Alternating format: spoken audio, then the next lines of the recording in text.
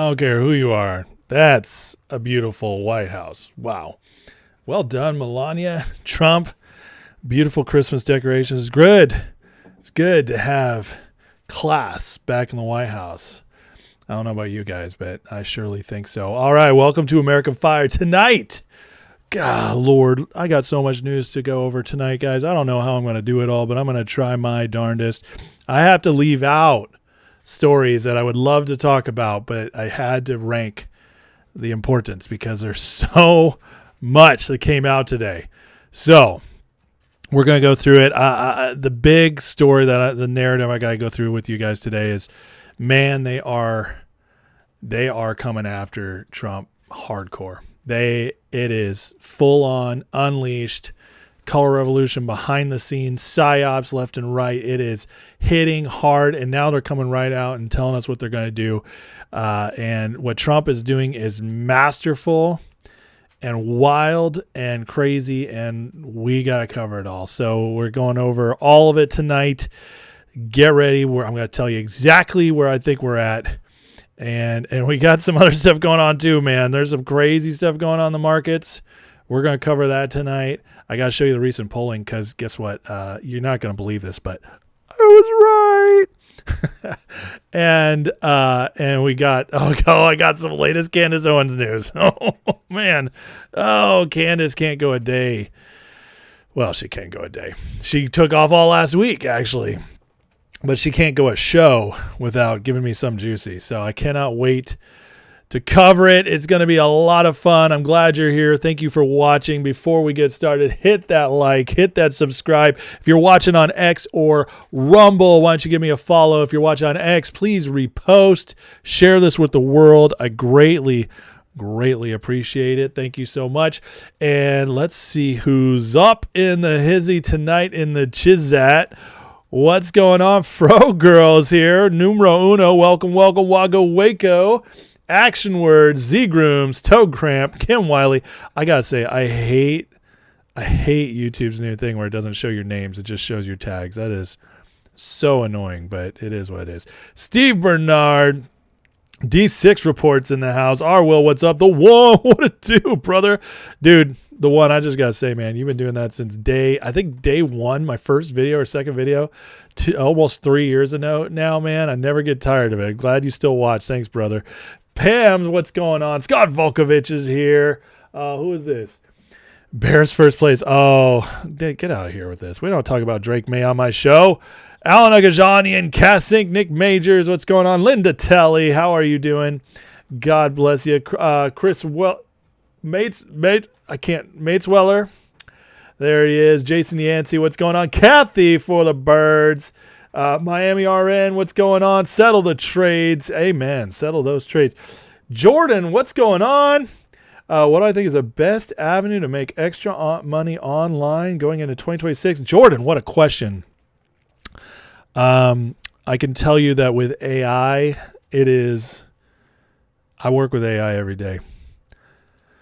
2026 is the perfect time to start an online business. And it's kind of hard to describe in just a minute because I can't spend much time on this tonight. I got too much to get into. But I'm actually going to be doing some of this on my members' lives, teaching people AI here soon. And how to make extra cash online. But I got to tell you, there's a lot of ways to make money online. So use your imagination and use AI, and you'll be able to do it. It's not hard. Wife was asking, where am I at? Well, I'm right here, man. JC Cool, what's up? Krypton, what's going on? Lucid, good to see you, friend. I've missed you. Candace has adopted Alex Jones' MO for outlandish claims without the back. Oh, you have, yeah, I got a fun one for you. But first, hey, let's get into it. Before I get into the big stories tonight, I just wanted to cover a big stream of new polls came out today. And remember we talked about this last night, how Trump, or yesterday afternoon, I should say. Alan Krentz, what's going on? I missed you, buddy, yesterday.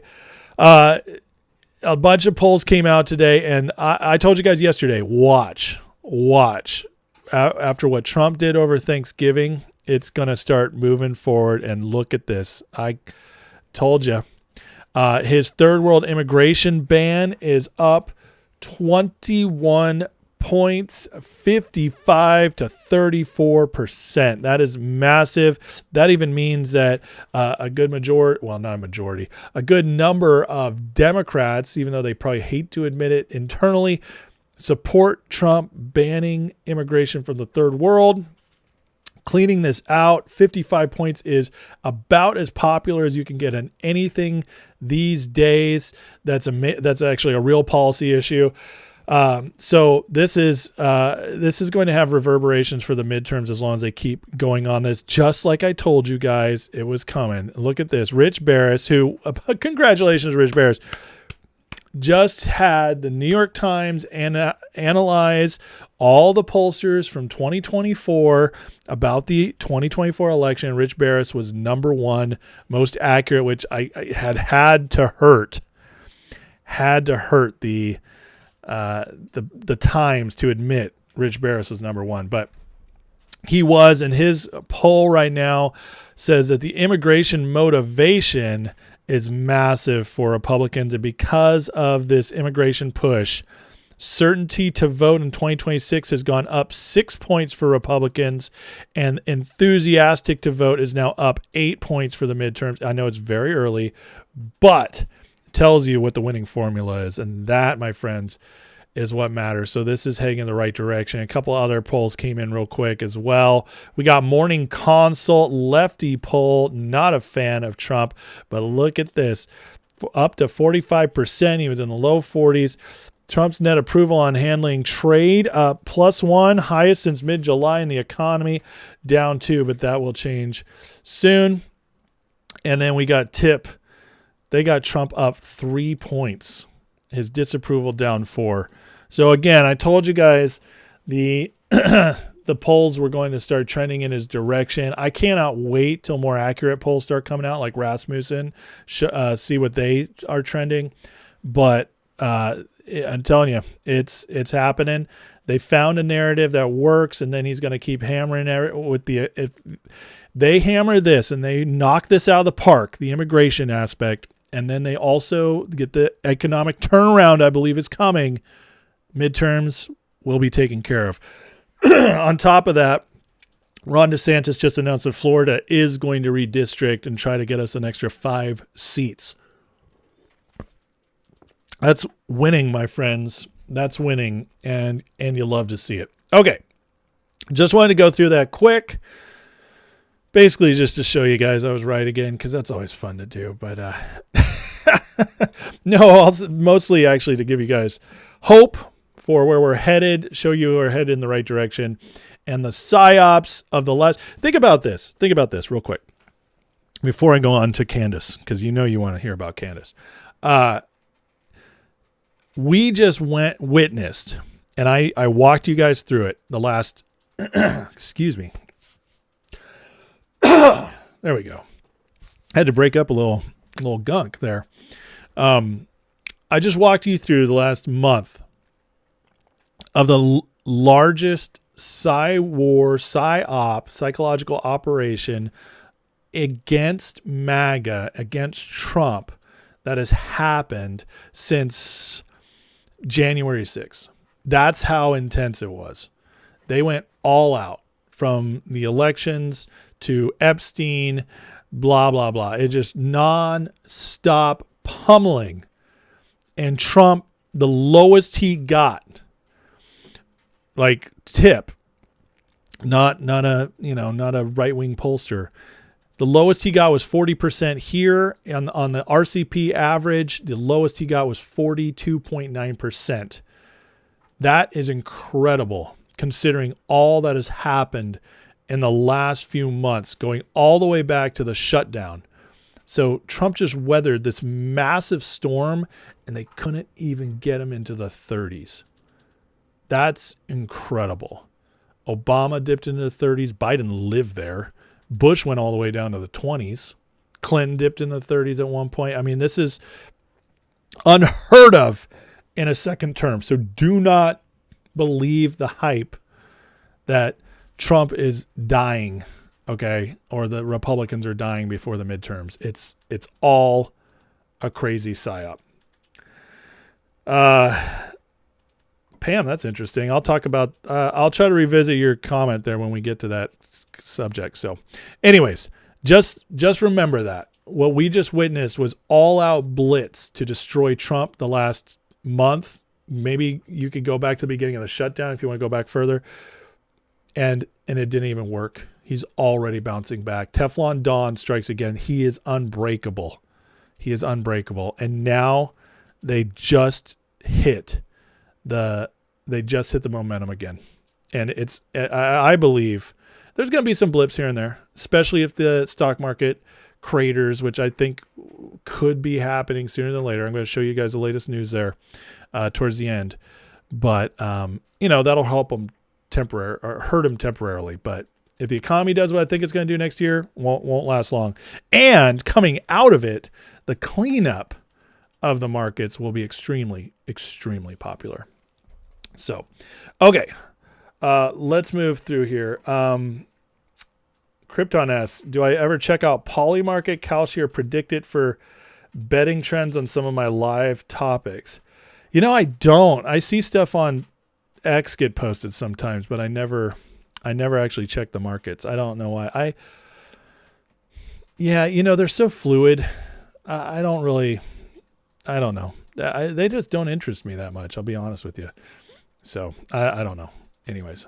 Okay. Candace. Oh, Candace, my Candace. What do you have to tell us tonight? Candace Owens back today. Are you ready for it?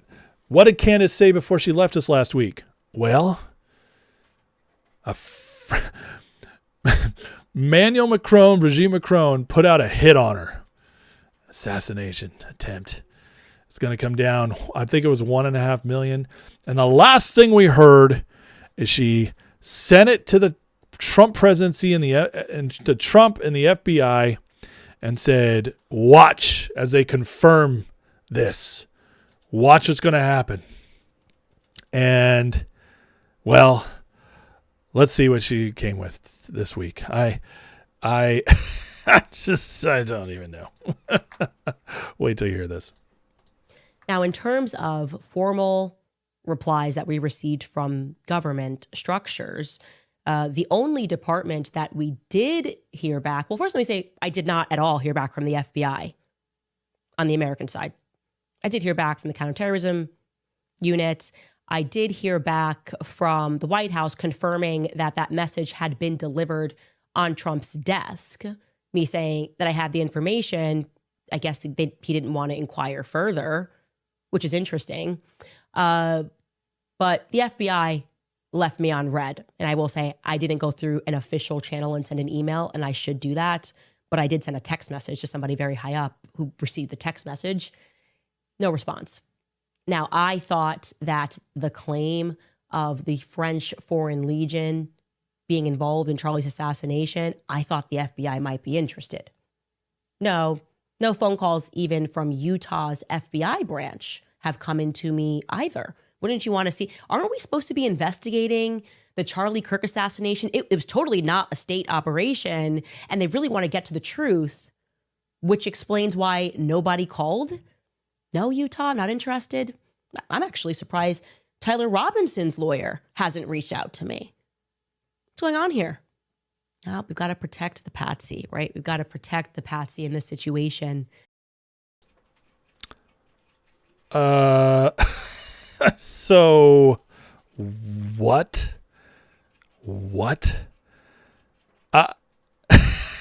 This is the number one podcast in the world, friends.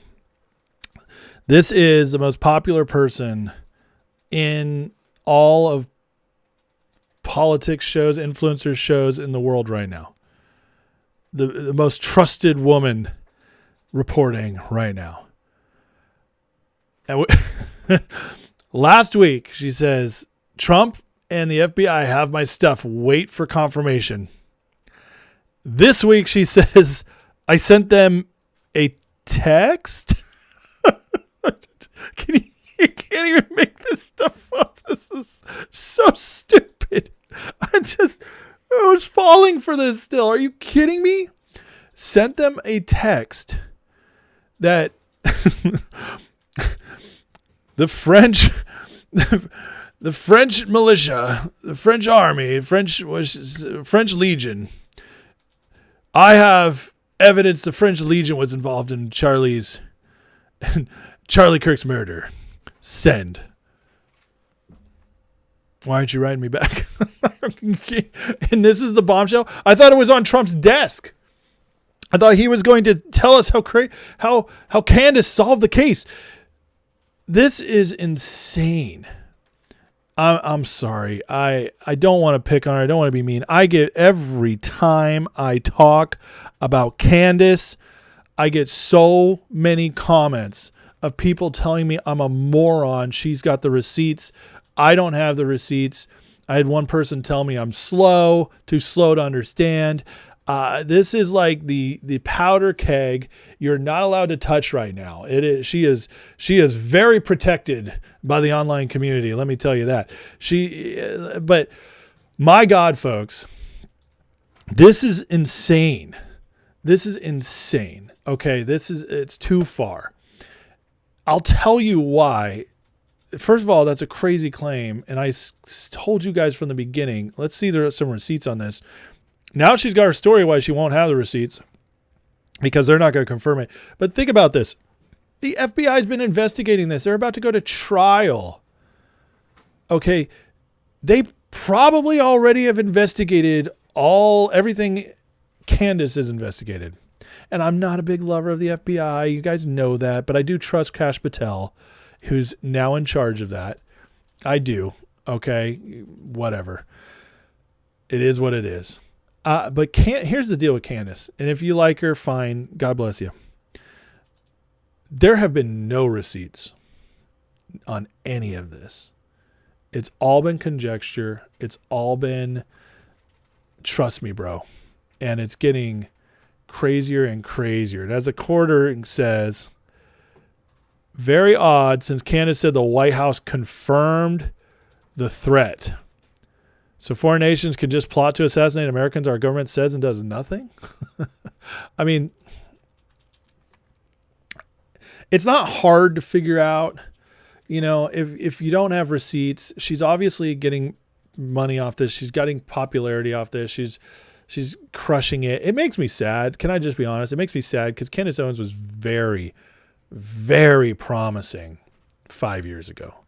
She's so brilliant. She's so beautiful. She just reaches across with her intellect. She's so easy to listen to. She was so well-spoken, and she could have been so huge for MAGA, for conservatives. She could have been amazing. And instead, she's spiraling. I don't know what her choices were. I don't know how she got here. But guys, at this point, it's too obvious. I'm sorry. If you still are trusting her, I don't know what to tell you. We need massive disclosure and receipts at this point. And I mean, I hate even covering this. But again, she's supposedly America First. She's part of this influencer movement that's subverting MAGA with all this terrible information. She's amazing. I have to cover her because she is the number one most influential influencer right now. Influential influencer. Say that 10 times fast. So I have to cover this. I don't want to because it's crazy. But people, I don't want you guys to get duped. And that's what my entire show is always about. Breaking through the narratives, telling you guys, showing you what I see, breaking through it because I have a trained eye, because I'm educated in this stuff. And it's just to help everybody see what's really going on and then to tell you what I believe is coming next. That's it. If you want to break my show into a nutshell, that's what it is. It's like Austin Powers, Oh, that's a great big bully nutshell I'm in. That's the nutshell, okay? And this is a narrative that is just too important, especially because of Charlie Kirk stuff. I didn't cover her when she was doing Brigitte Macron. I didn't care. It wasn't important. I didn't cover her when she was doing stuff on what's Ryan Reynolds' wife. It doesn't matter, but this matters. This is Charlie Kirk she's doing this on. And too many MAGA people getting sucked in. Too many people are distrusting Trump now because of this. It's got to stop. It's got to stop. And there's the last thing I'll play on this tonight before I move on to more important things. But Tim Pool, just God bless this man. This is how I know Tim Pool is trustworthy. I've always trusted Tim Pool. I think he's independent. I think he just does a great job. And then he's one of the few willing to really break down what's happening. So here's Tim real quick. What she's actually saying is that she got a read on a text message. She texted someone, hey, they're trying to kill me. And it said read. And she goes, I got confirmed receipt from the White House. It's all manipulative language. Saying the French Legionnaires are involved in Charlie Kirk's assassination, I'm going to go ahead and say this. I have no problem saying it. I absolutely might be wrong. Candace may be right about everything. I think she's very intelligent. I think she knows what she's doing. And this could all be true. But I would be willing to bet, let's just call it a handsome sum of money, that what she's saying is just completely false. What she's actually saying is that she got a read. It's all manipulative language. That's how you spot it. She's a brilliant marketer, and she knows how to sell a story, and that's what she's doing, folks. So please don't get sucked in anymore. And again, maybe tomorrow she comes on the show and she's got receipt after receipt after receipt, and she totally proves me wrong. And you know what? It'll be one of the times in my life I'll be happy to be wrong. Because if any of this is true, it's got to be out there. So please show us, Candace. But at this point, you've broken all trust. You cannot go last week off the air as if you're under threat or under duress, say you've given everything to Trump and the FBI, watch for confirmation, come back a week later and say, I have nothing. And not only do I not have anything, but turns out I didn't do what I said I did. They didn't have, there's no receipt of them receiving my information. I just got a text message sent out. So anyways, so that's it. We'll move on. Let me catch up with the chat before I get into the real meat of tonight's show. But there you have it, guys. I hope that one finally convinces the last people on the Candace bandwagon that it's just, it's time to move on. It's time to move on. This is insane. Okay. Mike Mishler, going back to the last segment, says, we're exactly right. All this negativity towards MAGA, completely manufactured. Absolutely. He hasn't lost any from the Republican side. You're completely right. I think everyone should know Candace is insane. That's a problem. She's not insane. She's genius. But she's genius for the wrong reason. She's using that power for evil, whether that power is just to make herself richer and more popular, which is terrible, especially when you're playing with other people's lives like you are, or she's being paid to do this to disrupt MAGA. Because either way, it's disrupting MAGA. The question is she doing it out of selfishness, or is somebody pulling her strings? Is Candace doing the investigation? I mean, she claims she's doing a lot of investigating. I haven't seen much for it. Mishler says it's because it's closed. Absolutely. She strikes me as a daytime soap opera, says Nels, 100%. Fidelity trying to sell stocks on my show? Hey, well, you know what? I'll take their money for the ad, I guess. Feel bad for, there's a lot of good people. Like, listen, there's a lot of people who watch Candace who are very smart. They trust her because the early days, her stuff was really good. In the early days, she was awesome.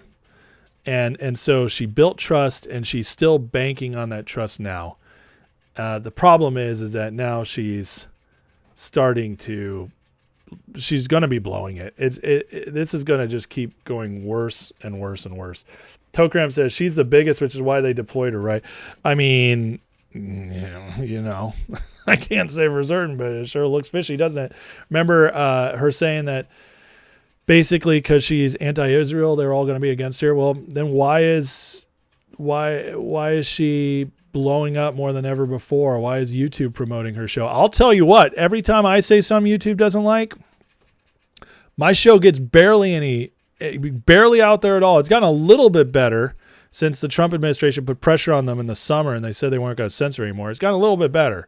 I'm not going to pretend it hasn't, but it's still nothing like the early days when my show first took off. And my show has been super slowed down since I got more controversial with the Trump stuff. So I'm just telling you, that's how it works. So investigator evidence Bigfoot was in it. Yeah, right. Thank you, Jack Reed. So please, everybody, please like, subscribe, all that. And we're about to get into the real meat of what's going on here. But the Candace stuff is important because it's all part of the MAGA attack going on right now, trying to destroy Trump and the movement. Candace is easy on the eyes, but she's better with sound off lately. Yeah, that's part of the problem. Okay, let's get into it. We need to talk about what's going on. This color revolution that we've been talking about, it's ramping up. They are doubling down. This is the real story. Listen, Trump's going to war, and Venezuela might be a part of that. We're going to talk about that in a minute here, but it's all out political war right now, psychological warfare.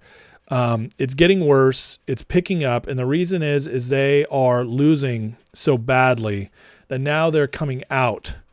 They are becoming more dangerous because they have less and less to lose. And so they're getting desperate.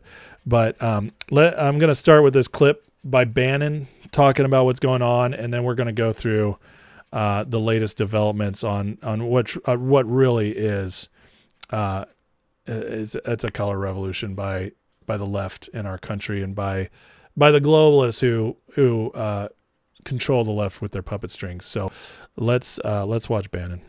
But hang on, other countries. Hang on. Yeah. This is why Flynn came on Saturday.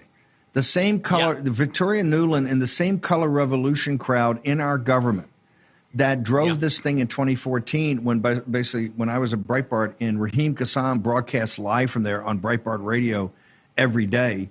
When he saw the importance of it, quite frankly, I kind of missed it at the time, right? The color revolution being driven by these globalists inside the American government are the exact same people today, Brennan being the head of it, that are running the color revolution around President Trump. And this is why, for President Trump's safety and security, we shouldn't be carrying their water.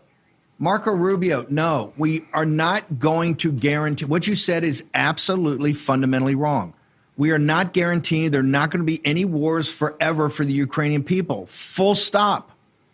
Even you said, well, maybe it's a slip of the tongue. How does it even come out of your brain?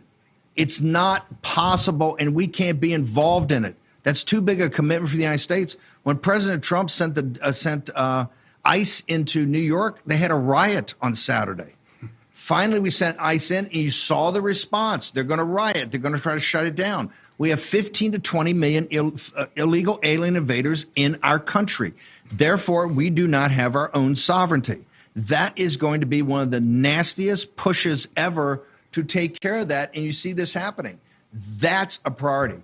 Guarantee the sovereignty of the people of the United States, Marco. Don't worry about Ukraine. And if that's what it takes to get a deal done, then guess what? There ain't going to be a deal done. And the Russians, there you are right there. Thank you very much, Denver. Look at that. It's a freaking riot. That's in the greatest city in the world, New York City. This is what's happening. We don't have the ability to guarantee everybody sovereignty. Let's start with folks in the United States of America, our beloved country, and American citizens.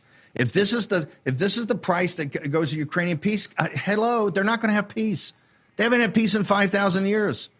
And as soon as they understand that the Russians are going to take Odessa eventually with another 500,000 Ukrainian casualties, maybe their European masters out of Brussels and London and Paris will start to get the word. But it's not the American people's fault. Brett, hang on for a second. I think we got a very special announcement.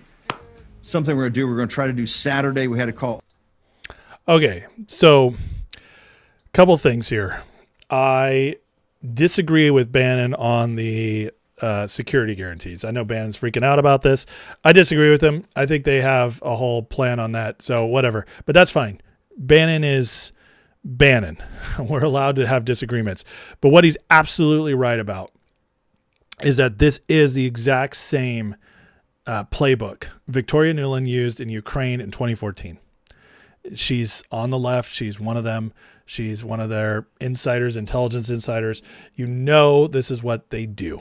And they are playing this playbook, and they have to keep the Ukraine thing going on. They are desperate for that to continue, because the forever wars are how they get their funding, especially now that we've dried up US aid and all that. So everything happening right now is trying to stop Trump, because Russia-Ukraine is about to end. And I think we see a peace deal before Christmas. I really think it's going to work, because of the stuff coming down on Zelensky is that's something that they can't stop. The globalists cannot stop. So I think this is going to end. I think Trump is masterfully ending all this. And then with the immigration, like Bannon said, once we get them all out, or at least on the run nonstop for the next 3 years, hopefully longer, once JD Vance comes in and they're all leaving, we get our country back. And then from there on, we get stronger and stronger and stronger. And the left, this globalist left, this subversion, this attempt to destroy us from the inside, gets weaker and weaker and weaker. They'll lose their grip. Excuse me, everywhere. I'm drinking a bubbly here, little sparkling soda. Sometimes it makes me burp a little bit. But they're losing their grip everywhere, and they can see it. And this is why Trump went so hard on the immigration front today, because it's the craziest thing. Because to us, we can see all the downsides to illegal immigration, all the way it hurts our country. We've seen how how it's affected the economy, how it's affected jobs. We've seen how the violent ones have attacked our women and children. We've seen all these horrible effects. And yet, what so many still don't realize is that it also was their way of taking us over from the inside. The replacement theory. They were trying to destroy our culture. And this is how you do it. You bring in a lot of other cultures that become pocket cultures. And suddenly you're afraid to go walking down the street. Suddenly nobody's getting together anymore. In communities, we're not meeting with each other anymore. Everything's online, and we get further and further apart. There's less communal gathering. There's less investment in community, and over time, the communities fall. This is what COVID was partially about as well. Get us all in our homes and never let us out. They have tried everything, and it keeps failing. And now that we're getting rid of them all, imagine in 5 years, once all this is cleared out, what this is going to do to the economy, when housing prices fall, young people can start buying houses again, become part of communities get safer again. We have no idea the ramifications of this, because we haven't seen it in so long. It's been a slow boil, a slow decay, where the frogs in boiling water, and they were slowly killing us. And because of that, we don't even know what it feels like to go back. Could we be back to where things were in the 90s? Could we be back to where things were in the 70s, the 60s, the 50s? What everybody thinks of as a grand old, peak of American civilization, the 50s. Could we get back to that, but better? Imagine the benefits of that lifetime when, the communities were so strong and our American identity was so strong, but also add to it the benefits of living in today's society, the technology, the other advancements we've made. We have no idea how good life can be. And a lot of it starts with this immigration push. You bring peace to the earth. You get this immigration push. We end the forever wars. So Bannon's right about all the playbook and how to do it. I do believe he's wrong on and I at this point, this is what I'd like to ask Steve Bannon.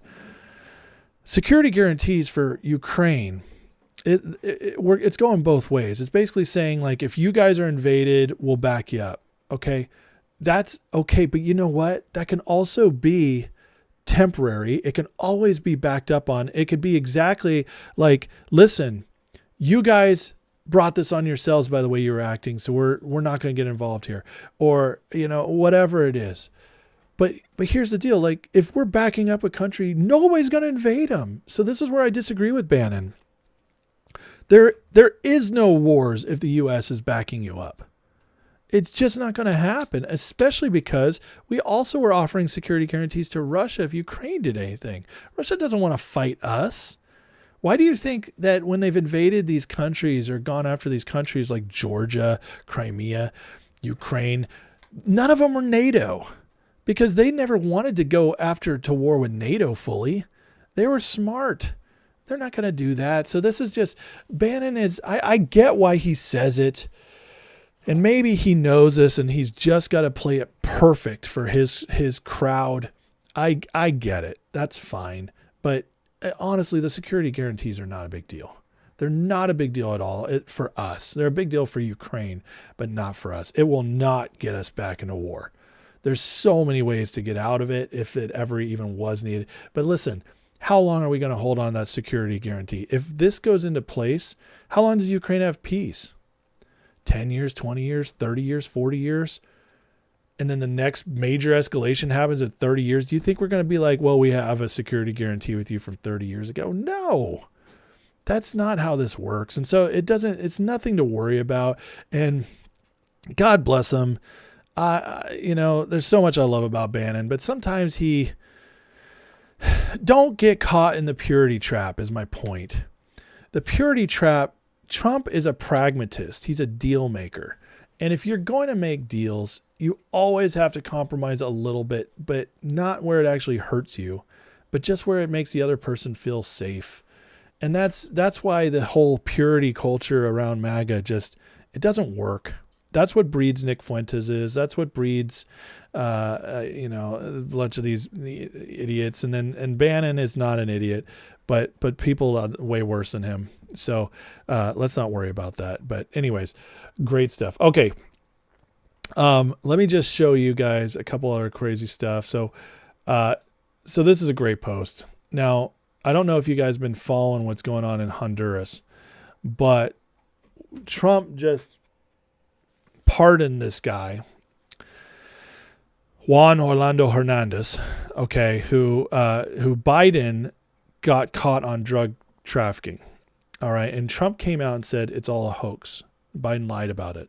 Now listen to this. This is an interesting take on this. Remember, Honduras, this is all going on in Honduras, and then we're going to get to Venezuela in a moment as well. But it all connects. There's something major going on in South America right now, which is interesting because we've ignored it for so long. It says CIA didn't just tolerate the drug trade. They built it, protected it, and president signed off on it. 100% true.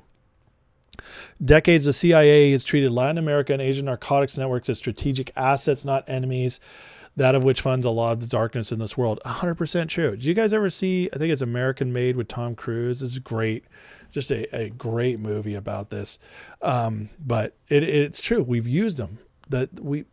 Anyways, I don't need to get into all that. Most of you guys at least know of this a little bit. From the Golden Triangle, heroin pipelines funded anti-communist guerrillas in Laos and Vietnam to anti-American planes moving opium in the 60s and 70s, Contras in the 80s. DEA whistleblowers later confirmed agency blocked investigations to protect the cash flow that kept the Nicaraguan rebels armed. Pattern never stops. It just changes when the U.S. invaded Afghanistan. So he just goes on to all this way. It's happened through the decades. By 2017, Afghanistan supplying 90% of the world's heroin. Every president from Reagan through Obama to Biden has been briefed on these arrangements. They don't get surprised by drug-running partners. They inherit them, expand them, and protect them, which brings us to the present. Hernandez wasn't a random narco Trump decided to pardon. He's a puppet. Multi-administration U.S. intelligence asset who ran cocaine routes for over 15 years, while the DEA, State Department, CIA classified him as cooperative partner. His New York trial proved U.S. officials knew he's taking in millions of cartel bribes, kept him in power because he handed them control. If a fully exposed asset like Hernandez started naming the American officials and agencies that armed, funded, and protected his operation, fallout would reach the highest levels of multiple administrations. Trump's pardon wasn't a favor to a drug lord. It's a negotiation tactic to get American-created monster every president since at least Reagan has quietly fed to start naming names. He says, I believe we're witnessing the greatest sting operation in history. How interesting is that? Is it possible We just got the lowdown behind the scenes of this. I mean, Trump is doing like the real war on drugs right now, right? He's bombing these Venezuelan ships. He's actually keeping fentanyl from getting in here. We've dried up all the areas of making fentanyl. That was the latest report, one of the reports from Kash Patel. So fentanyl is just not coming into our country. We're finally actually fighting a real drug war, and it's already successful in less than a year. So if we have the proof now that all of this conspiracy was being run by the CIA, run by several administrations, signed off on it, that's a loaded way to go after a lot of these people. And it also is part of why we're going into Venezuela, because Venezuela is one of the hubs for the CIA and all this. And so it all just kind of comes together. And then look at this. Honduras, right after this, just voted itself out of communism after 4 years, rejecting the communist candidate Rixi Moncada favored to win. Right-wing Trump-endorsed candidate Nasri Asfora taking a slim lead over centrist candidate Salvador Nasrallah. Listen, this is huge. This is huge. For one thing, it gives us hope that even if our country completely fell into communism, we could still break out of it, even through an election like Malay did last year. It's amazing how these people, and we know these elections are rigged, but it also shows you that even these rigged elections aren't 100% controlled. They don't have full control. I was just listening to a great podcast about how one of the greatest psyops in America right now, or in the world even, is this belief of the omnipresent bad guy, the omniscient bad guy who cannot be defeated because they're all powerful. But that's just not true. These people who are in power, that have a lot of power, they're not as powerful as you think they are. They're just not. They want you to think they are because they want you to be black-pilled. They want you to have no hope. They want you to go all Whitney Webb and think that technocrats are in control of everything behind the scenes. Now, it's a fascinating, I shared it in our Discord, fascinating, and the guy goes into how he's used even on Palantir, how Palantir is not nearly as effective as you think it is, not nearly as scary as you think it is, how all of this stuff that we're told is like the end all be all, they will have full control of everything, how it actually isn't true because they just don't have the power you think they do, or they want you to think they do. And it goes to digital currencies, CBDCs, Real ID, all of it. That, yes, it might give them a lot more power, but it's not what you think it is. They will never be all powerful, and there never is a full crossing point to which they will be all powerful. And honestly, that's what I believe. As a man of faith, I always will believe that because God's bigger. And in Psalm 2, it talks about God laughs at the plans of those in charge. In other words, he ain't worried about any of them. History teaches that, how every single major evil empire, evil dictator over time falls. They're always defeated over time. So history tells us that. The Bible tells us that. So what is different now? Why do people still believe that once we get beat, we'll never win again? It's over forever. That just doesn't add up anywhere. There's nowhere that adds up. And this is another great example of that. Now they are trying to steal it back, but we'll see if they pull it off. Obviously, America's watching it very closely, but Trump just tweeted, looks like Honduras trying to change the results of their presidential election. If they do, they'll be held to pay. In other words, he just fired a warning shot. We're watching you guys. If you steal this election, you're going to be screwed. We will make life miserable for you. So I can't wait to see how this plays out. But people of Honduras voted in overwhelming numbers November 30th. National Electoral Commission charged with counting the votes stopped counting at midnight. The count showed a close race, holding a narrow lead of 500 votes. Their tally was stopped when only 47% of the vote was counted. It's imperative they finish. Democracy must prevail. So again, I think this just shows you there's a different sheriff in town. And the fact we're calling out elections in real time, Trump's wielding his power in that is massive. And it should be just a huge hope boost to everybody. It really should. It just, again, we're not letting this happen anymore. Now, this is going to bring us to Venezuela in just a sec as well. Remember Y2K, says See a Human? Oh, yeah. That was a major psyop. I fell for it. I literally thought we were going to go to bed that night and wake up the next morning and it was going to be Mad Max. So, but I was 16. What did I know? Drew Savala, how about Trump calling out Ilhan Omar married her brother? Oh, yeah. I think he's going to get rid of her. I do. I don't know how it's going to work or how long it could take, but I think he's going to get her out of here. So crazy stuff. But let's keep going, because that brings us to Venezuela. And here's what's the latest on Venezuela. So today, Trump rejected Maduro's amnesty request, gave him 1 week to leave with a deadline on Friday. So November 21st call lasted less than 15 minutes. Full legal amnesty for himself and family, removal of U.S. sanctions, end of ICC case. He had a bunch of requests, Maduro did. Trump rejected almost all of them, offered Maduro a week to leave, and it expired Friday. So he's declared Venezuelan airspace closed. Now it all makes sense. Maduro's administration requested another call with Trump. Now remember with Iran, when the timer ran out, the 60 days ran out, Trump didn't let him negotiate again. He said, we'll have another meeting, and then he bombed him. So don't mess with Trump. Washington source says negotiated exit isn't ruled out, but significant disagreements remain. U.S. has $50 million reward for his arrest, $25 million rewards for other top officials. Clock ran out. Next move is Trump's. So, again, I don't believe we're going to see boots on the ground in Venezuela, but I could be wrong. But if it happens, it'll be very short. I think Trump knows the optics of that are terrible. That is the last thing MAGA wants. So he's going to avoid it at all costs. But ask yourself this.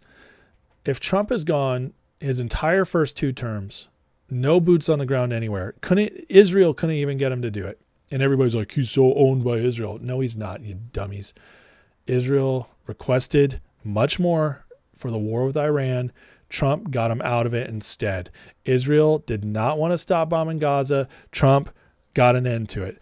There's no evidence whatsoever Trump's controlled by Israel. Okay, it's just one of those stupid, like I just said, omniscient bad guy theories. It's just not true. So why, in all this time, is Trump finally at the point where we might actually see a little more action on the ground than we ever have? It's not about oil. I have a lot of people saying, oh, it's about oil. We just want their oil. What? Now, logically think this through. How ridiculous does that sound? We are drilling the most we've ever drilled right now. Trump has opened it all up. Drill, baby, drill. Oil is going down. We have the best relationship with the Saudis we've ever had. We're this close to making economic ties with Russia as once this peace deal is done. Why do we need their oil? It makes zero sense. We got plenty of oil here. On top of that, just a few years back in Trump's first term, we changed all our refineries because Venezuela has really dirty oil. We changed our refineries. You know how long it would take till we could use their oil again to go back to using it? 10 years. So are we really going to invade a country? The man who's never gotten us into a war why would we invade a country for oil we can't even use for a decade? This is why you cannot listen to people when they just throw out narratives anymore. Because some narratives used to be true. But Trump, none of it's true. And it was just 5 minutes of research, 5 minutes of Googling. You don't even have to go to the good stuff. You could Google this. 5 minutes of it. You could destroy these narratives. It's not about the oil. It's not even close to the oil. But you know what Venezuela is? It's the center of election theft. It's the center where they pulled all of it off in 2020, at least a large portion of it. It's the center of the CIA's operations in South America, the drug running, all that. It's also the closest ties China has. China uses their oil. It's the closest ties China has in the Western Hemisphere in a major way. Venezuela is the center for all of this corruption. It's a huge bag of worms. By taking out Venezuela, you take out most of the money for the deep state. That's massive. You take out and get the records for a great deal of election theft in our country. Massive. And you severely weaken China. That, my friends, is about as big a win as you get. And meanwhile, it's not like you're taking out a friendly government. You're taking out a communist dictator who's starving his own people. They are weak. They don't have much of a military at all. We could probably do this whole thing and not lose a single American life. And I guarantee you that's Trump's plan. He doesn't want to waste American life on this. So, but what he's doing is he's surrounding them. He's choking them out. This is wild, guys. And it all makes sense from that perspective. When you do all that, you put it all together, you say, oh yeah, I see what he's doing. Because what did we all want Trump to do in this term that he didn't finish in the last term? Destroy the deep state. Well, problem is, many people thought the deep state was just our Congress or just our bureaucracies. It's not. They are pawns. The deep state is a globalist network. And unfortunately, a lot of that, even the deep state centered here, has stations abroad that have to be taken out. So once Ukraine's gone, remember, Ukraine was the money laundering center of the Western Hemisphere, of the globalists in the West of Europe. It was also the human trafficking center and the biolabs, which may or may not have produced COVID. You put all that together, Ukraine is now defeated and taken out and will be, once Russia and them get to peace, Ukraine will be closely monitored by the U.S. with no more European control over it. That's a big knock to the deep state, isn't it? And now we get Venezuela, which may be the other hub that there might not be another after this. I don't know. We're going to find out. But you put this all together, it makes sense, doesn't it? It really does. Maybe the price of sombreros will come down. Lochtefeld says the U.S. produces 13.5 million barrels of oil and uses 20 million a day. I know, but we get plenty of that from the Saudis and other places. We don't need Venezuela's oil. We don't need Venezuela's oil. Again, we would have no way to use it. So, Alan, you're wrong. Alan, go read about our refineries in Venezuelan oil. I'm just telling you. And listen, we don't need their oil. Oil's already going down without Venezuelan oil. It's ridiculous. I'm sorry, you guys. And I love you guys, and you know I respect you, Alan. But it's insane. It's honestly insane once you know the facts to actually think that. It really is. You're thinking in the old school mentality. You're not actually looking at the situation. And I'm sorry, but it is. You're going back to your reflex. That's a reflex answer with literally zero evidence behind it. Okay, let's keep going because there's more. Check this out. All right. Slotkin. Oh man, she is doubling down. She's got some interesting things to say. I'm going to play these clips from her because this just tells you how much crazier they're doubling down on this whole sedition thing. And it just, again, it's going to show you just how much they're panicking that they're willing to do this so obviously now. Listen to this. To that end, I'm introducing a bill, the No Troops in Our Streets Act, that give Congress the ability to immediately end a military deployment in an American city. To the military, you too have a critical role to play. According to the law, there is such a thing as an illegal order, and the military does have the ability, though difficult, to push back. Because in the choice between loyalty to the Constitution and loyalty to one man, there is only one right answer. And every one of you has taken that oath. To our veterans, you can also exercise your political power to call out Trump's dangerous use of our military. I saw a lot of veterans show up at the No Kings rally. Don't ever underestimate the power of your voice and how impactful it can be when you specifically speak up. And let me just say, if there's veterans out there that want to get involved in a positive way, DM me. We're getting the band back together. I mean, To our this woman, this is egregious. Calling on veterans to get together, to go to figure out this issue, these illegal orders, calling on the military again, doubling down on the illegal orders thing, guys. It's crazy. It's absolutely crazy. And then she went on to say this. Oops, wrong one. Where's the next one? I got out of order here. I hate when I get out of order. Here it is. Listen to this. Listen to her predicting the next thing's happening. Now, some of you are gonna, your ears are gonna peak up a little bit when you hear this, because it's gonna sound like some stuff we've been kind of looking for. Watch this. So you hold onto it with everything you have. That seems to be Trump's approach right now. And from everything we've seen so far, the Caribbean strikes, the list of domestic terrorists, military and law enforcement deployments across our American streets, he seems to be laying the groundwork to stay in power. There are two ways this can happen, both straight out of the same authoritarian playbook.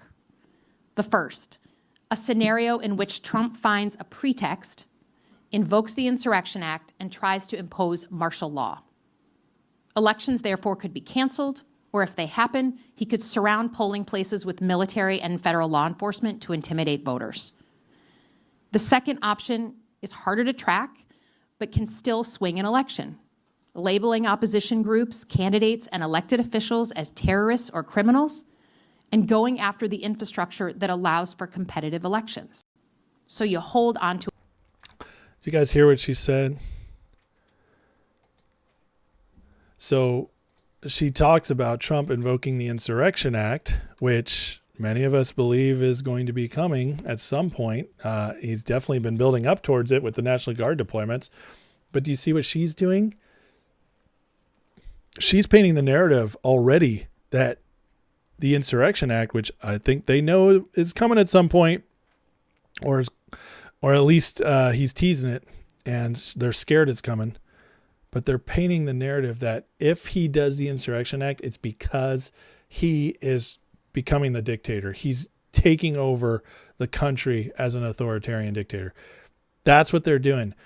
So that everybody, if Trump invokes the Insurrection Act, if they push him to the point he has to do it, that it'll scare everybody. This woman is ex-CIA. She knows exactly what she's doing. And you can see it if you pay close attention. Everybody, like, this is something that barely anybody's reporting on. But nowadays, thank God for X, this stuff can spread because one or two people will share it, and then somebody like me will pick up on it, others will pick up on it, and then all of a sudden it becomes a big story. In the old days, she would say something like this and it wouldn't be covered at all. But we can actually see what they're planning in real time now. They're seeding it. It's continual psyop. Continual psyop, because they're trying to control the narrative that they've lost. Now, Trump has the bully pulpit. He has a much better way to get out his narrative, his plans. He can control the story. And I just had a thought pop in my head. You know, I would not be surprised if this year, when everybody's watching, which is at what time? The State of the Union address. I would not be surprised if at the State of the Union address, Trump actually, in painting the picture of re-immigration, getting the immigrants out, painting the picture of what he's doing with the National Guard, if he gives the case to the American people for the Insurrection Act in the State of the Union, it wouldn't surprise me at all, because that will have the most eyes on him of any other point of the year. And if he communicates it there, then it'll open the door where he can do it. And that, yeah. Anyways, I just had that thought jump into me. She's from Michigan, I believe. So Yeah, I see what you got writing in here.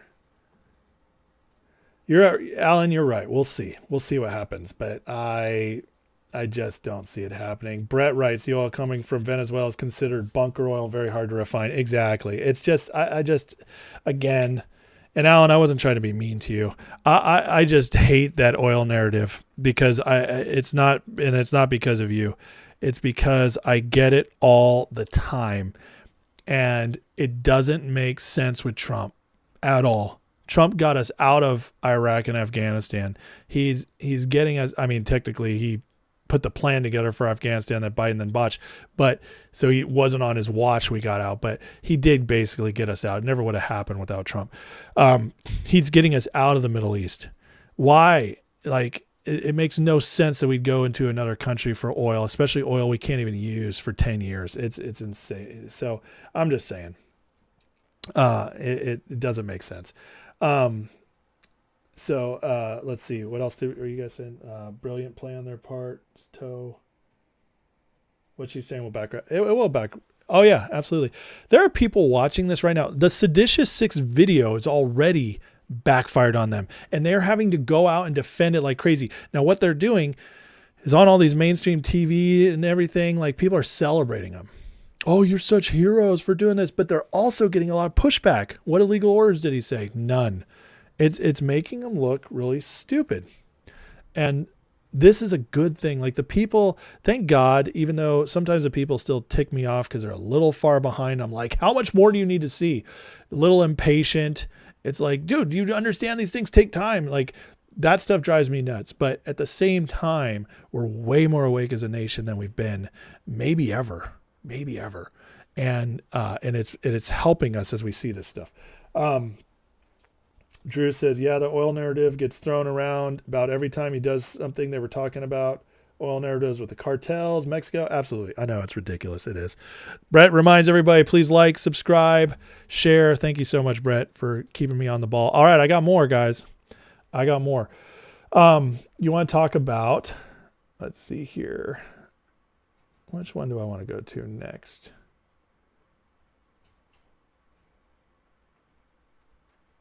All right, let's keep on just what they're planning right now. So this is really interesting and a little scary.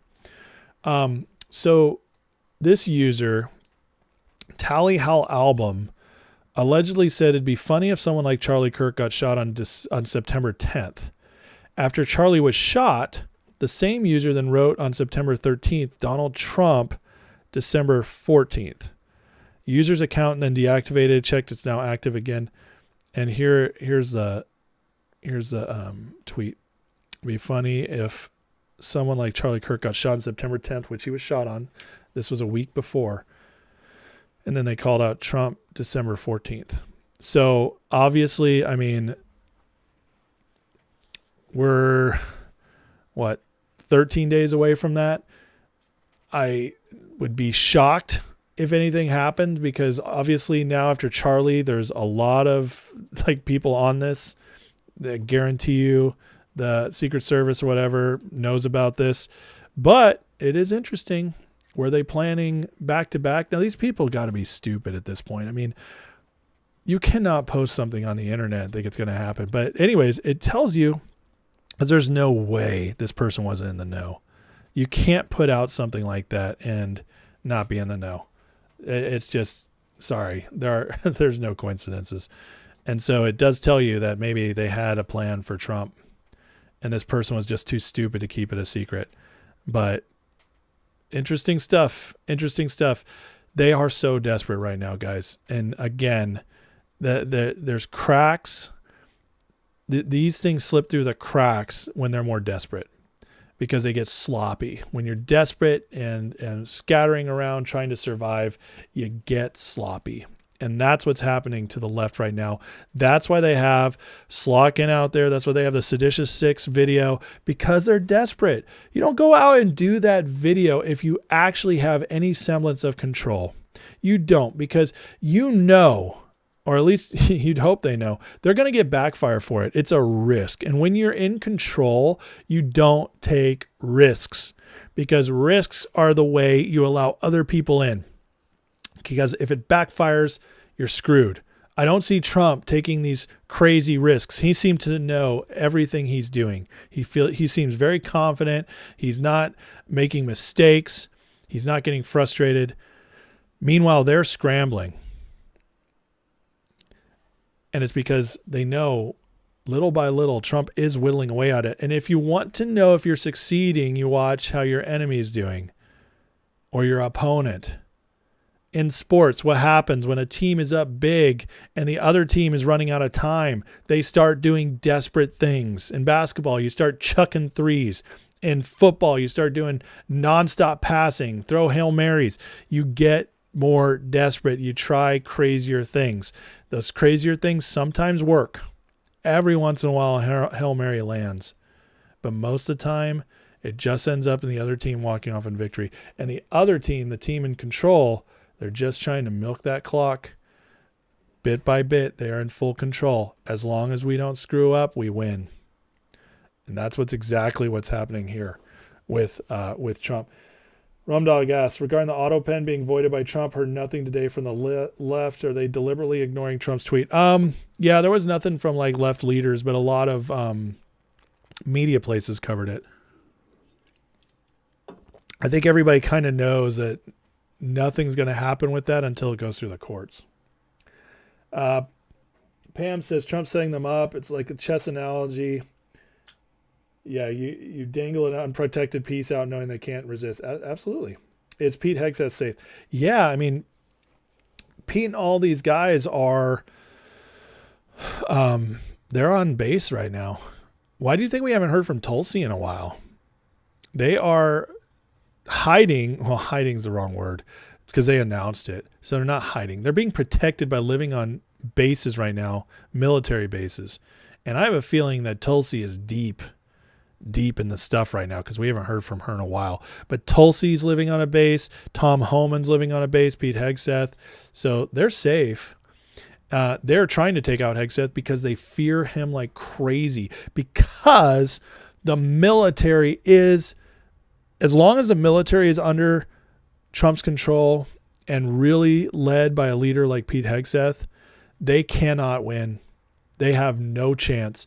Their chance, one of their Hail Marys is to get Pete gone and try to install a rhino. Try to install a deep state uniparty guy like what they had in the first term. That's what they're trying to do. They are so scared of Hegseth because Hegseth is a patriot. And listen, Hegseth's a little raw.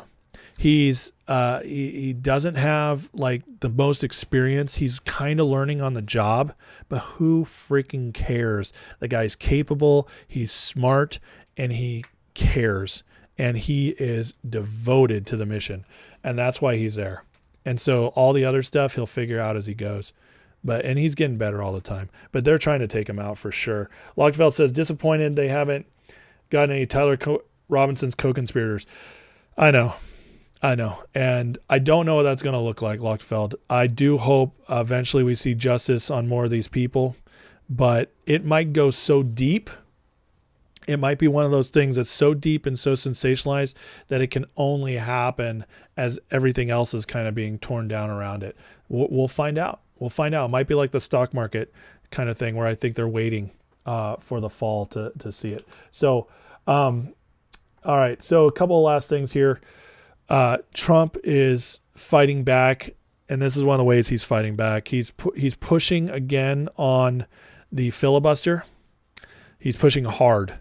He writes, Obama sycophant, the former Attorney General of the United States who did so much to her country, who weaponized the Obama administration against the Republican Party and me, Eric Holder, known as Fast and Furious. If you guys don't know, Fast and Furious was the gun running scandal across the border in the Obama administration, the scandal-free administration. Just gave a speech where he emphatically stated, above all else, Democrats will pack the Supreme Court of the United States if they get the chance. The word is he wants 21 radical left activist judges, not being satisfied with the heretofore 15 they were seeking. It will be 21. They'll destroy our Constitution. There's not a thing Republicans can do about it unless we terminate the filibuster, which will lead to an easy win of the midterms, easier win in the presidential election in 28. Why would the Republicans even think about giving this an opportunity? American people don't want gridlock. They want their leaders to get stuff done. Terminate the filibuster. Have the most successful 4 years in the history of our country by far. Yeah.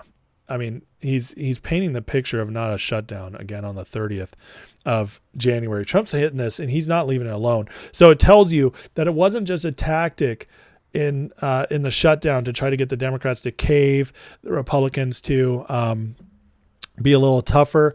It wasn't a tactic. This is for real.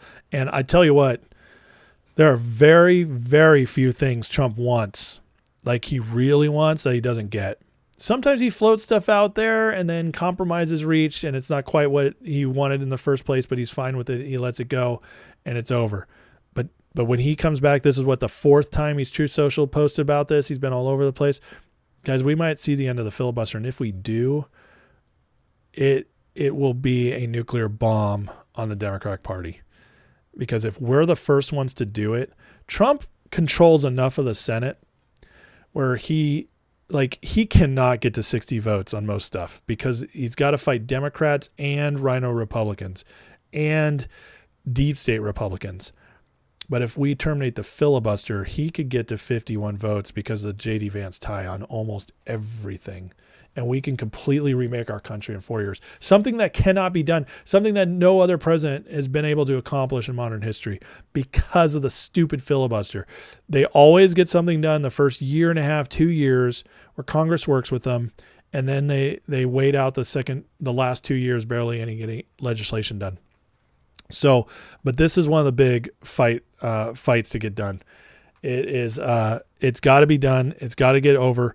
And I tell you what, the Democrats will get rid of it the second they get in because they know it's the only way they can get their plan back on track. Because Trump undid most of Obama's term in his first term. He undid most of Obama's presidency, really set them back. Biden came in, they accelerated things. They really pushed. They tried to get the Green New Deal passed. They did it through the Inflation Reduction Act. They did all this stuff, just hammering our country, letting the illegals in like never before. They sped things up because they were so far behind because of Trump. And then Trump got in this time, and this time it's game over unless the Republicans screw it up for him, which I don't think they'll be able to do. I think Trump has plans and backup plans, but this is one of the big ones. But if they, by some miracle, dark miracle, convince enough people to vote, like say they successfully destroy the economy or something like that, that just could ruin 2028. So if we don't get rid of the filibuster, but we get J.D. Vance, we'll still get our change. It'll just take longer. But if we get rid of the filibuster, things will accelerate very quickly, and we will win so much and be able to change things so much. The Democrats will be done ski for a long time, and we won't have to have these conversations anymore about we could possibly lose if such and such goes wrong. No, it'll just be win after win after win, and they'll get so far in the back, they'll be utterly destroyed as they are. So this is a big deal. I saw something. Pam asks, is Ratcliffe on our side? So there's a lot of talk going back about deep state. We were talking about the CIA a lot. Ratcliffe, director of the CIA. A lot of people wonder, is he a good one? I can't say for 100% certain, but I can tell you this. I think so, and this is why. Ratcliffe served as the director of national intelligence in Trump's first term. No one that I can see made it from the first term to the second term that was untrustworthy. Mike Pence, gone. Several of his cabinet members, gone. His advisors, gone. Trump built an entirely new team. And you know who he kept? He kept Stephen Miller, loyal the entire time. He kept Kash Patel, loyal the entire time. He kept Ratcliffe. So Trump had 4 years after 2020. He had Ratcliffe for 4 years as director of national intelligence, went 4 more years in between to figure out who was loyal and who wasn't, who's deep state and who wasn't. And he brought him back and put him in charge of the CIA. So I believe Ratcliffe is totally trustworthy. I really do. Because it doesn't make sense that Trump would have kept him if he wasn't. So that's my thoughts on Ratcliffe. Last thing on this, guys. So Trump came out tonight and announced big announcement tomorrow at 2 p.m. Now, I have no idea what this is going to be. Sometimes Trump is like big announcement and it's like, we got Ozempic down, and everybody's like, oh, cool. Like, who cares? But, I mean, unless you're on the drug, you don't care. But this one's really interesting because he's having a cabinet meeting tomorrow and he's coming out with an announcement. I have a feeling it might be about Venezuela. And so we'll see. But if it is, buckle up because it's going to get wild. It could be Venezuela. It could also be something else on immigration. But that's what I'm looking for. I think it's going to be Venezuela. The timing makes sense for that. So yeah, I don't know. If we're really doing this with Venezuela, it will accelerate a lot. It will accelerate the destruction of the deep state. It'll accelerate China's capitulation to us because they're going to have to give in more because they're going to be weakened even more. It's going to accelerate a lot. So I'm looking forward to see it. He has a new watch for sale. The Trump watch. All right.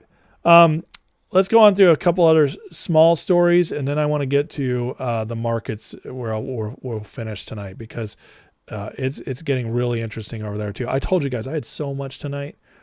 There's stories I'm not even getting to, but I got to talk about this for a minute.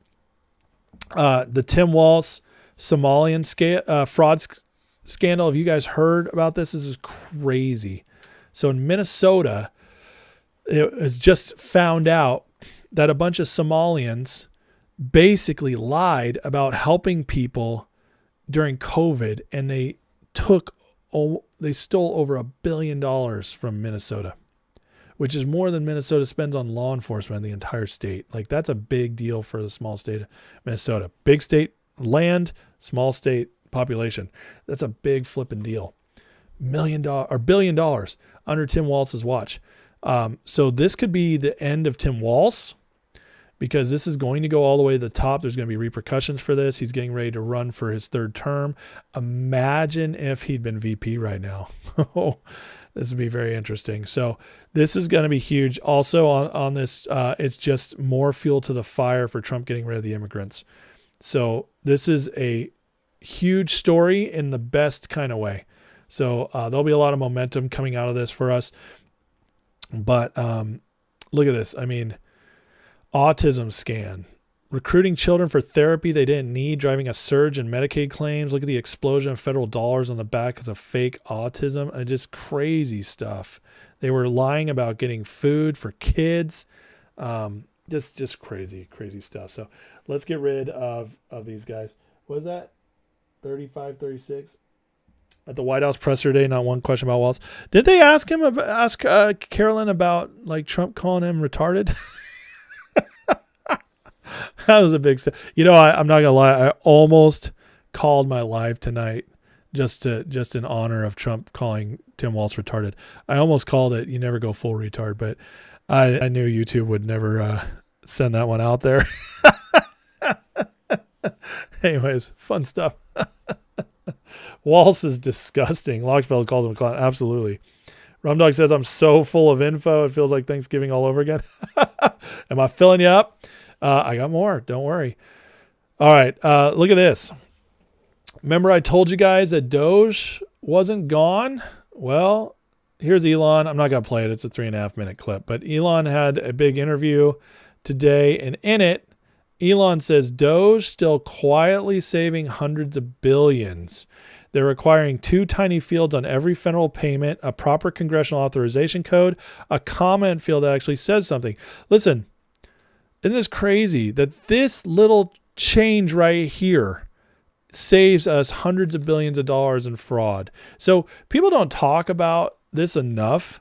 The fact that, they wanted cuts, which is great. Go backwards, cut. That's great. USAID gone, PBS, NPR, all that's great. Saved a lot of money that way.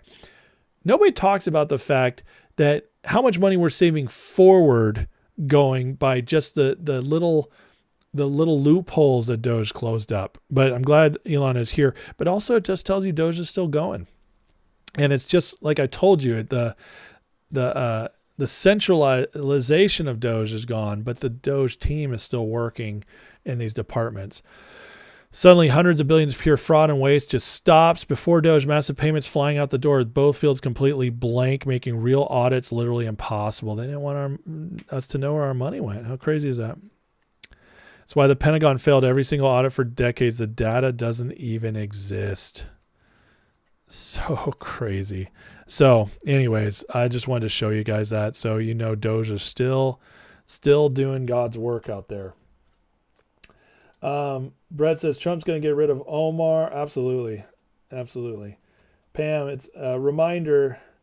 Let's not get sidetracked with the little things we care about personally. Big picture is all that counts. 100%. This is why I have a trouble with the purists. And I just got in trouble with actually somebody I really like. A longtime viewer on this channel got really mad at me for calling libertarians libertards. Listen, if you're watching, I am sorry for that. I obviously don't mean all libertarians. I think a lot of libertarians are great. I myself flirted with libertarian once a time. What libertarianism once a time.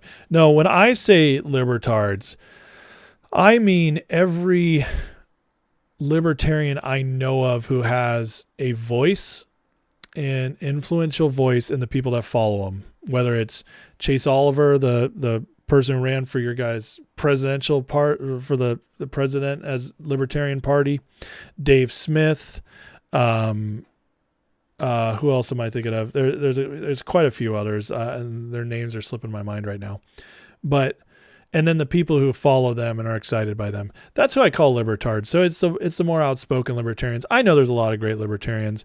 Tom Luongo, he considers himself a libertarian, although he calls himself a recovering libertarian because he no longer, he got so tired of the he just knew that they're never going to get anything done.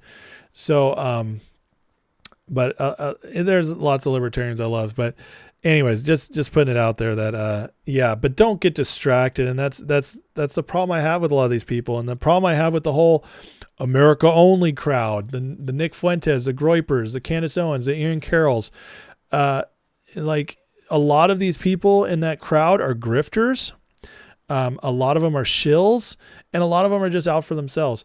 None of them are helping the movement at all. They're hurting it. And they're doing it just for their own money or glorification. And that's what gets you in trouble.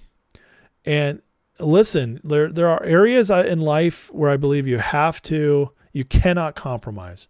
Like I would never cheat on my wife. It's no compromise, right? It's like there's certain things you just do not compromise on. And I get that. But there's a whole lot of other things you can compromise on to move things forward to a better place. And that, I know that line is different for everybody, but when you're in a mess like we are, you got to be a little more lenient, because right now what matters more than anything is to keep winning. Keep winning. And this is not something that'll be fixed. We are, as a nation, a decrepit, body falling apart drug addict. We are the worst of the worst, and it's amazing we're still standing on our 2 feet. It's amazing we're not dead yet. Well, a drug addict, the first recognition is just knowing you got to get help. And then you go to rehab just to detox. Actually, first you detox probably in rehab. Then you go to rehab, which is rehabilitation. That's where you get rebuilt. That takes a lot of time. And then when you get out of all of that, then you got to go rebuild your actual life and live it new. these things are not easy. You don't just do it in a second. Now imagine doing that with the largest economy in world history and a population of over 300 million people. Yeah, it takes time. And anybody who thinks that they could get a perfect president in there and all of a sudden everything, listen, here's the big secret why libertarians don't ever want power. Again, not on a personal level, but these ones who are outspoken, they actually never want power because they know they'd be absolute failures, because they know what they want to get done is entirely impossible, at least in a term. You cannot be a president, just go in there and just everything becomes what you want it to be. It doesn't happen. And that's why everybody who's so hard on Trump about this stuff is, in my mind, pretty stupid. I just, that's how I see it. It doesn't mean you can't criticize him. It doesn't mean you got to agree with everything. That's not my point. I'm saying the people who are nonstop critical of Trump on every little thing, as if he's got in there and he's not doing what he's trying. It's like, if you can't see that he's trying to do it, then I think that's a stupid person. If you can't see that he's fighting, if he's moving the goalpost forward, then you're a stupid person. And I'm not talking to anybody in this crowd. I'm just saying in general, that's a stupid person. That person should not be talking politics at all, because they have literally no clue what they're talking about. So that's and so that's what I mean by that. Yeah, God did keep us alive. That's for sure. What is that? Retarditarians. I like that. Well, I don't say libtard rum because that's what the liberals are. So libtard is, that's why I would always have to say libertard, because it adds the liberty part to it. Anyways, let's get to the markets stuff, because this is getting kind of crazy. Look at this story today. Economists now warning hedge funds will ignite the market crisis. How interesting is this, guys? So this is the narrative that leads to market reform. And let me explain. I know a lot of people have been upset that Trump hasn't banned short selling yet, or really pushed on the markets. It's like, it's been almost a year. We haven't really gotten any change here. I get it. But as I've told you guys, I believe that the markets are a big house of cards. And if he went after everybody right now, it would collapse the markets, and then everybody would blame Trump for it. And that would derail his economic agenda going forward and really hurt his presidency. So he can't do it. He has to keep winning. He has to stay in a position where the people trust him. Because, you got to remember that even people who don't actively trade or actively invest, almost everybody's in the stock market now because they're 401ks. So that their 401ks start dropping, they blame Trump, and they'd be like, why would you do that? Why would you risk it? Things were going so well. So he can't risk that. He has to stay in power. And he has to keep the people on his side. But look at this. Seeding this narrative. Economists warning hedge funds will ignite market crisis. Well, there you have your narrative. So if the markets collapse now, and this keeps getting pushed out there, well, that's exactly what I was telling you guys I think Trump's waiting for. Because if the markets collapse and we push this narrative that it's the hedge fund's fault, well, now, guys, he has everything he needs to go clean it up, because they're the ones we want to get blamed for it.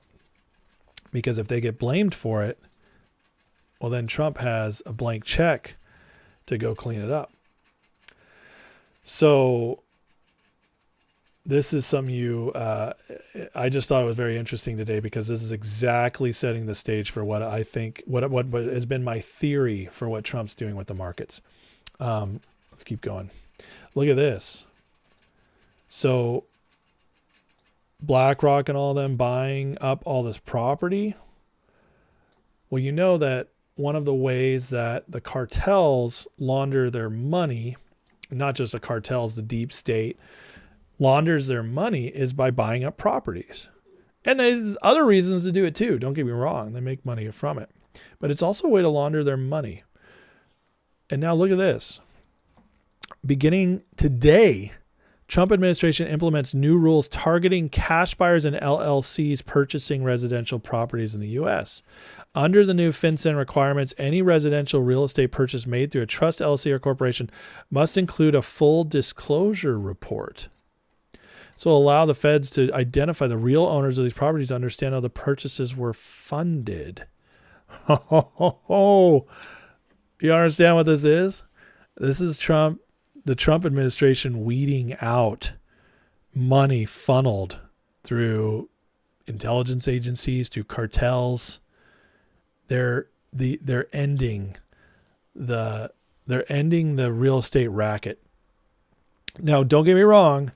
I'm still waiting for other stuff to come along that's like bans them from purchasing so many single family homes, that kind of thing. One of the things pricing us out of the market. Yeah, we absolutely need that as well. But this might actually accomplish that. It might actually accomplish it, or it'll at least put a major dent in it. So this is going to be very interesting to see how this starts having an effect, because because it's a FinCEN requirement, it's a regulation. It doesn't need to be written into law. So Trump can enforce this now from this day forward. So at minimum, for the next 3 years, this whole thing's going to be cleaned up. And that's going to have major ripple effects that we won't see at first. But it will start affecting housing prices, and it will start affecting the markets, while also opening up a lot of criminal investigations. So very interesting. Going on to the economy, look where gas is. This just got recorded in Colorado today. So Oklahoma is under $2. We're seeing under $2 gas everywhere, which is another reason we don't need Venezuela oil, just saying. But anyways, okay, so BAM wrote this today. Now, the yen carry trade, or the yen yield, just rose to 1% for the first time since 2008. Now, this affects the yen carry trade. Remember, that's where we bought up all this money. We invested in there because interest rates were negative or zero in Japan for 30 plus years. Now, as those interest rates are rising, all that money is becoming more expensive, and it's going to start coming back, and that can crash the markets. Remember, we've talked about this. That 1,000-point drop last August, not this August, but the August before, that was just 1 trillion of the 20 plus trillion in the Japan, this carry trade unwinding. And that almost crashed the markets, just that. So imagine if this all starts happening. BAM wrote this today. The next yen carry trade unwind will be unlike any former short-lived blips, according to his model. This starts a multi-month, multi-year unwind trend. If so, this represents the biggest mechanical shock to global financial markets we've faced in modern times.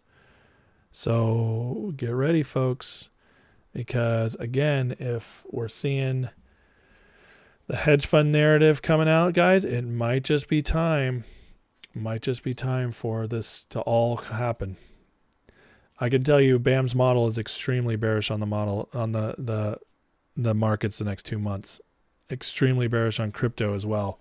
Now, that's been happening for a while, and his data can only keep up with the latest info. But, things change. It ebbs and flows. News changes. Money flows changes. But I can tell you that what he's been saying, it keeps, a lot of it's been happening, but it's been moving down the road a little bit. The algorithms have been slowed down. So we'll see if he's right. I'll tell you right now that I trust BAM better than any other financial forecaster out there, because his model, I've seen it be incredibly accurate. So we'll see if it's finally going to happen. But this is a fact. The interest rates in Japan keep going up. And then here's another fact for you. For U.S. banks, the Fed Reserve just pumped $13.5 billion into the banking system through overnight repos. This is the second largest liquidity injection since COVID and surpasses the dot-com bubble. Why? Look at all this. Here's since COVID. Okay. Here's earlier this year, and then look at this. Look at all the money they've been pouring into the banks. There's a liquidity crisis going on. Not good. Not good. That's what took down Lehman Brothers. All right, let me see here.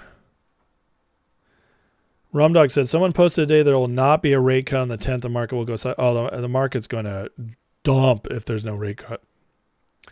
Alan says, I heard California Public Retirement Fund lost a lot on Bitcoin. Ooh. You know, I think Bitcoin, even if it does have a major loss, I think it'll recover and probably hit all-time highs into next year at some point. But yeah, for the near term, it could get a little rough. Brett says the only problem is a lot of these companies will get around underwriting rules on real estate. Plenty of places to hide the info. We'll see. We'll see how. I mean, you're probably. I mean, I know you're right, Brett. But I mean, we'll see how intensely they're going deep on that change to real estate. They could. I mean, they could find a way to probably weed it out, but it'll probably be deeper than what I read. So you're right on that. Over six. Arizona's over $6 a gallon in gas. What is happening in Arizona? That's insane. Dear God. Wow. I could imagine that in California. I didn't know Arizona was so expensive. That makes no sense at all. Well, I guess it does make sense. But because of the ties to California. But geez, that's crazy. Yikes. Oh, they stopped Newsom shut down the refinery. Oh my God. Pam says, am I correct in saying the majority of this free money is used as short squeeze stocks? Should be good for us. I don't know if I'd say the majority, but a whole lot of it. Absolutely. This money is used for all kinds of stuff. What it does do though, is it affords them, but when there's liquidity in the system, they're always moving that money around. So when they're shorting stocks, they can keep borrowing pretty much forever because of leverage, because their leverage is so high, and because of the passive investing from 401ks makes leverage very safe when things are good. But if that starts unwinding before the companies go bankrupt, because usually they'll short until a company goes bankrupt and then they get to write it off and keep all that money. But if the liquidity dries up before the company dies, then yeah, they're going to start running into issues. So, yep, that's kind of what we're hoping for. Central Arizona is 319. Okay, so it's just the cities that are that bad. Gotcha. I just paid $249 here in North Carolina. That was pretty good. That's the lowest I've paid since I moved here. So I'm happy about that. I know some places are even cheaper. Okay. I'm going to finish on this tonight. Few words from Trump himself that I heard today and I just loved. So let me share this with you guys. I just want to let you know it's an honor for me to be your president. The people in this room, you took the place of a lot of people that wanted to be here, so I congratulate you. You either had friends or relatives or somebody that got you in here. How are you, my friend? Look at him. But it's an honor to be your president. We're going to do a great job. And, you know, we have a little more than 3 years left, and 3 years for Trump is an eternity. That's a long period of time. But,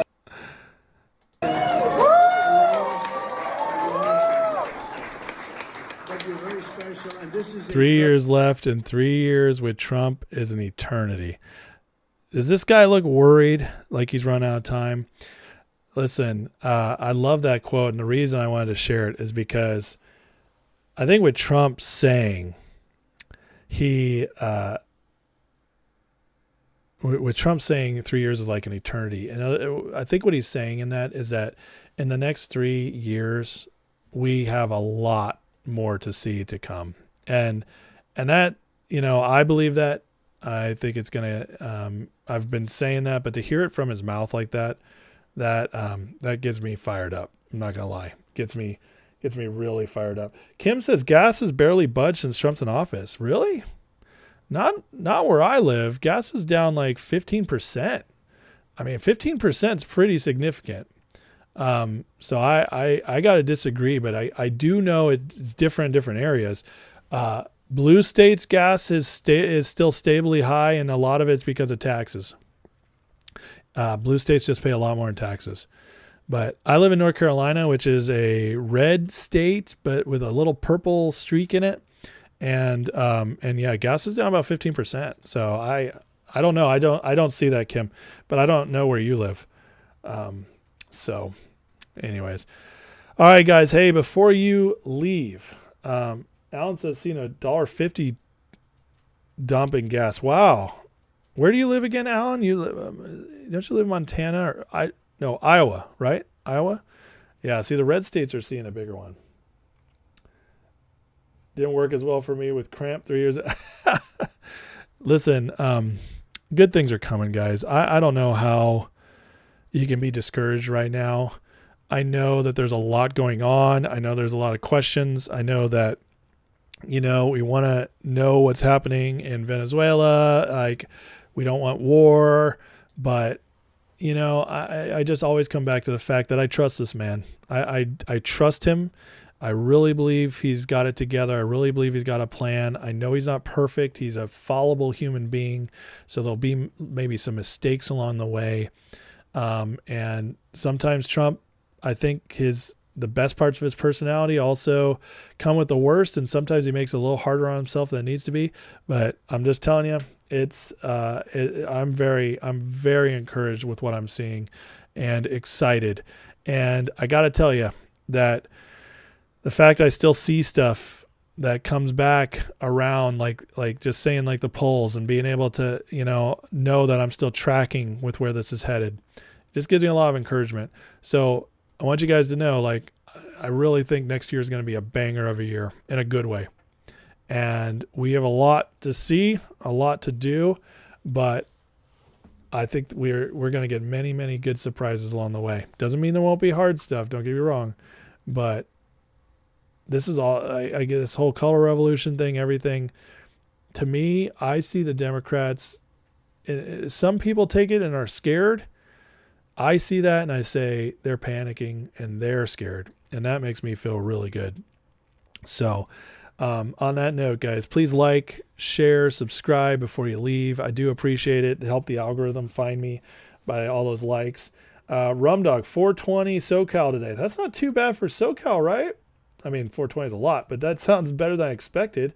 238 Columbus, Ohio. Nice. That's great. Gov Hobbs. Oh, you're in Arizona, Kim? Is that why you're seeing that?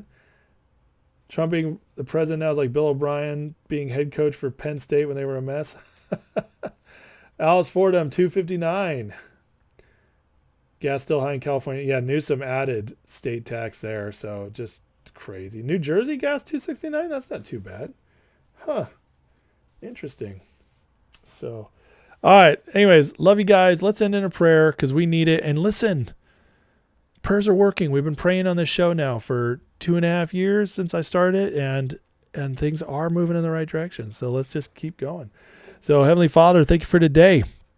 God bless everybody here watching, Lord. I just pray a blessing over them and thank you for their support. And Father, we just pray, God, going forward, that this momentum keeps going. That, Lord, I just pray you open people's eyes to see what's really going on, to be encouraged, to know they're winning. I pray the economy starts turning around soon, God, for the people who need it the most, which is all of us, but especially those who are struggling even just get food on their table right now, Lord. I pray for that, and that it does go down more, and costs go down, and people start making more money, and the Main Street turns around as I think it will. We pray for justice in the markets and immigration and politics and everything, God. We just pray that justice is done, and just pray peace, Lord, in our nation, prosperity to our nation, and a hedge of protection over President Trump, Lord. That post tonight I shared just proves that more and more people, they still have plans to try to take him down if they can. And so protection over Trump, protection over his entire team, everybody working for the good of this country, Lord, at the top. Just pray protection over them in Jesus' name, and wisdom and the boldness they need to get their jobs done. And again, as always, Lord, just bless everybody here. Bless their bodies, bless their wallets, bless their relationships, bless their homes, bless their families. Just be with them. Let them know, God, tomorrow's a beautiful new day. Sun will rise, and it's another day you've made, And God, whatever happens, there's always hope. In Jesus' name we pray. Amen. All right. God bless you guys. Have a wonderful night. And I will see you all tomorrow. Hopefully there's not as much news as today, so I can get through it all a little easier. But we'll see what happens. It's always exciting. As usual, the best show in the world right now is politics. It's just the truth. So God bless you guys. It's better than Stranger Things season 5. So anyways, love you guys. Have a great night.